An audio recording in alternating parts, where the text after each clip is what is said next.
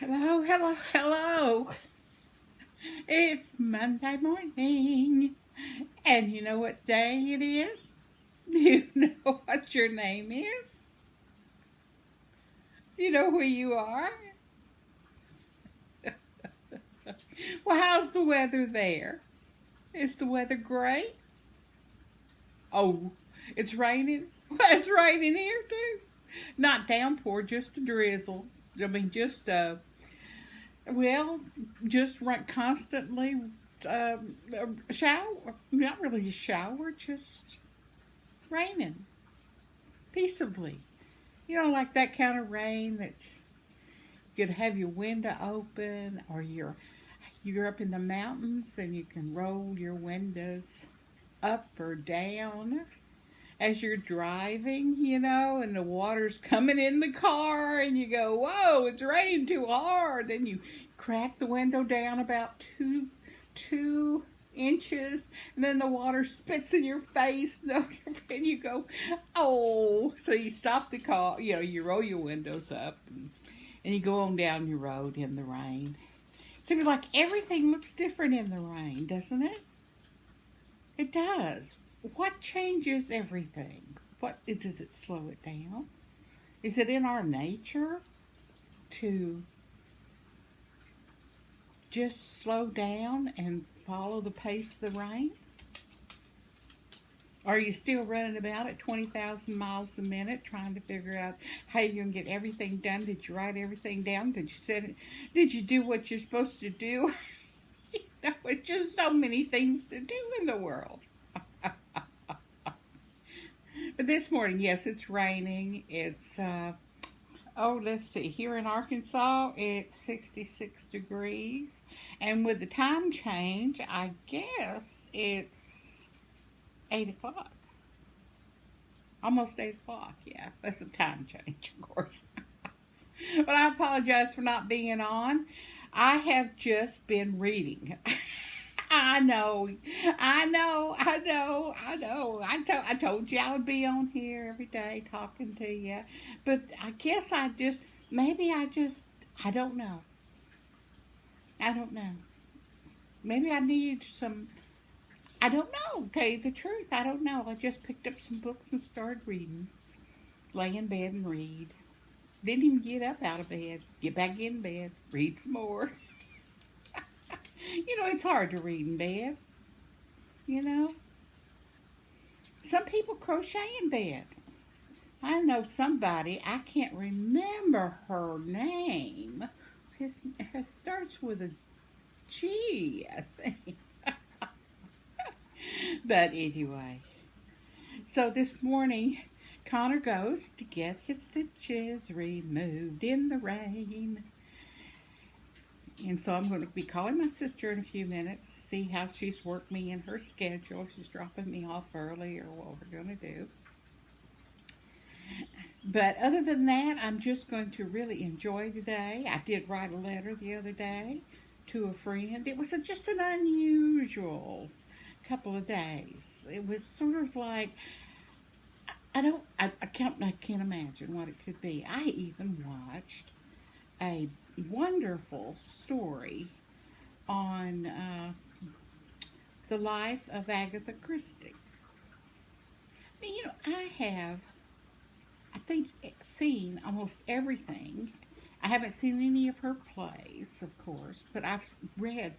No, I have never, now get this, never read one of her books. Now, I watched, 25 years of Hercule Poirot, and I've watched, all the 4, 5 Agatha Christie's they've had, and I know the basic storyline, sort of, for every one of them. Of course, they use the same plot, they just change it around. Each screenwriter does, or each director, to tell their story of how they interpret Agatha Christie's books. But I've never really read one. And they were interviewing this lady during World War II, and she was in the bomb shelters during that time there in England. And all the kids were reading Agatha Christie. Now, that put that in a different space of time for me. You know, that kids were reading Agatha Christie mysteries. And they would be in the bomb shelters reading her books. It's just very, very odd to me to put things in the time span. I know that's probably easy for y'all, but to me, to put history chronologically, is that the word? In sync on how things go. But so anyway, I read more, watched more of this program on her. And who did the program, or was narrator, was the guy, Suchet, I can't remember, David Suchet, is that suchet or suchet or something? He played Poirot, the series, for 25 years. And so what he wanted to do, he wanted to find out more about the author. You know, Agatha Christie didn't die until 1976. I would have thought, in my little brain, that Agatha Christie would have been interviewed all during that time. TV, radio, all kinds of stuff. And I'm thinking, she was a shy person, evidently. And there would be a lot of documentaries on her interviews and stuff. But evidently there's not. But what he did in his production, or the production he was in that talked about Agatha Christie, is that he knew the character so well that he had played for 25 years. And that was one of her first characters, really, I think, is the way I understand it.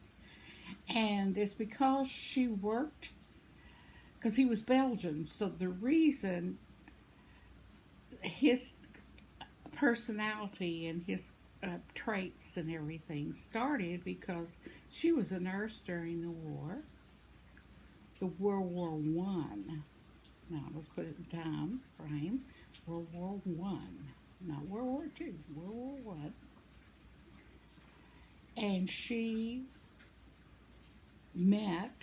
worked with the soldiers and the people of Belgium.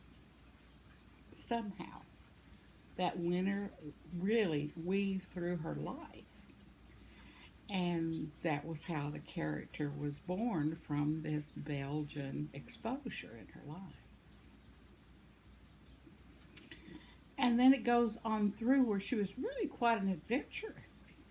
Now, she loved to travel. You know, when she got, she got married, of course, to handsome, dashing man who went off to war, like very, very soon, during World War One. Yeah, World War One, I guess he went off to war. But she was raised by a nanny, and she was, part of it, not upper, class, like in a castle or anything, but, financially secure in her upbringing. And her daddy was an American. And her mama, I'm assuming, was English. She loved her mother.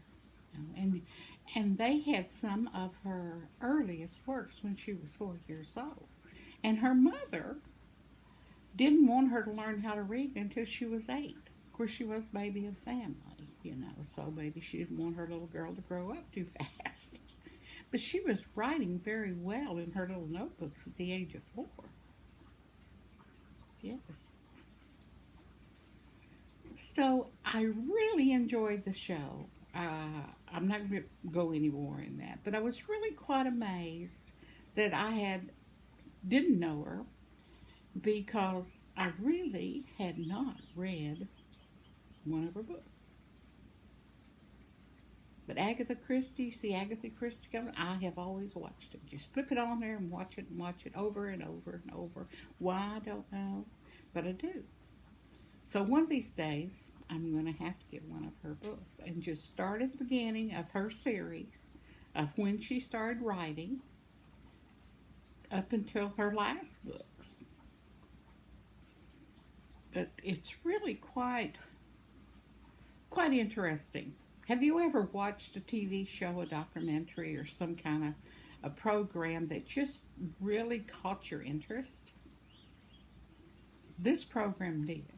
And I will watch it over and over and over and over. Because I don't want to miss a little inch of stuff, inch of information that they've shared, especially with her girl, Perot. But I will watch it over and over and over. And sometimes when I see a documentary or a show I like, I will watch it over and over and over and over and over. And I'm okay with that. I'm okay with watching things over and over. And if somebody comes over, I'm still watching the same thing. Of course, yeah, this is a social mecca center here on my street. I don't even know my neighbors. I can wave at them, but I don't know any of them. Usually when I've lived in, wherever I've lived, I've met everyone. I mean, I was out there meeting everybody. I'm not shy, I was out there, oh, yes, how you doing? I moved in. Yes, how long have you lived here? I remember when you moved in, blah, blah, blah, blah. Just, or go to the grocery store and you meet everybody, just absorb these folks because I just love them to death. I love meeting people and finding out about people and sharing and talking to them and becoming in their lives and listen to them.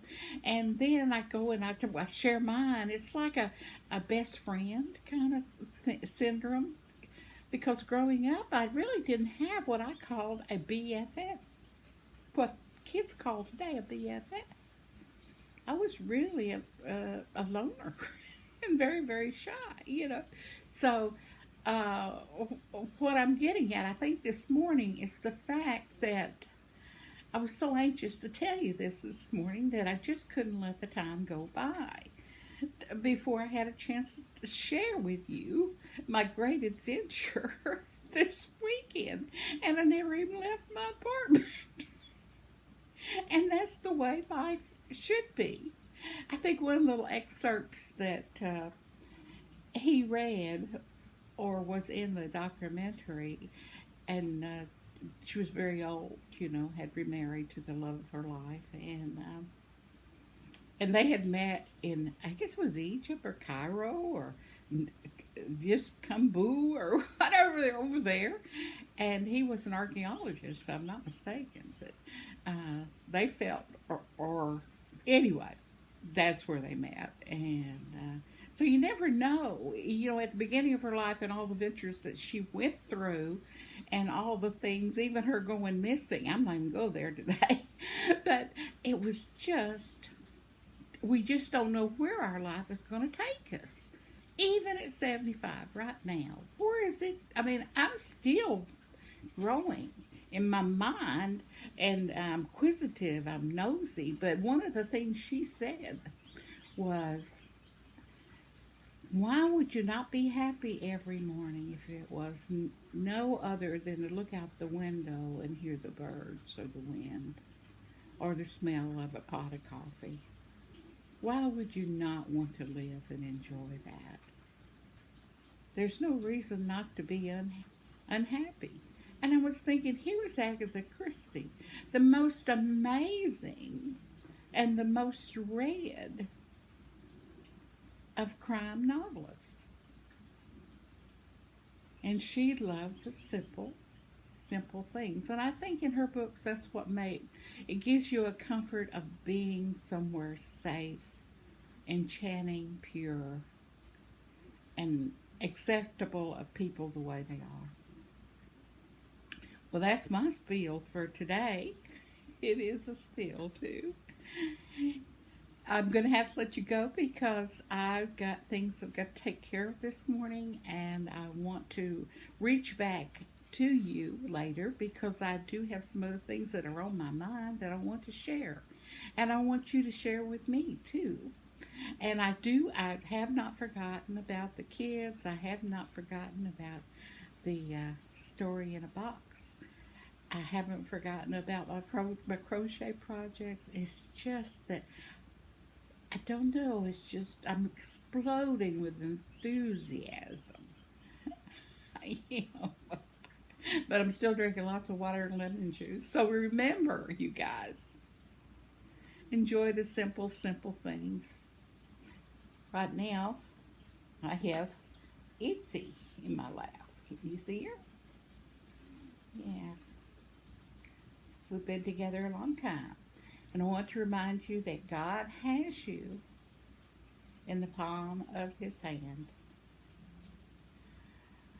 Pray for Mother Earth, the birds and the bees and the flowers and the trees, and for each other, because we're all in this big world together. And I'll talk to you tomorrow. Bye-bye.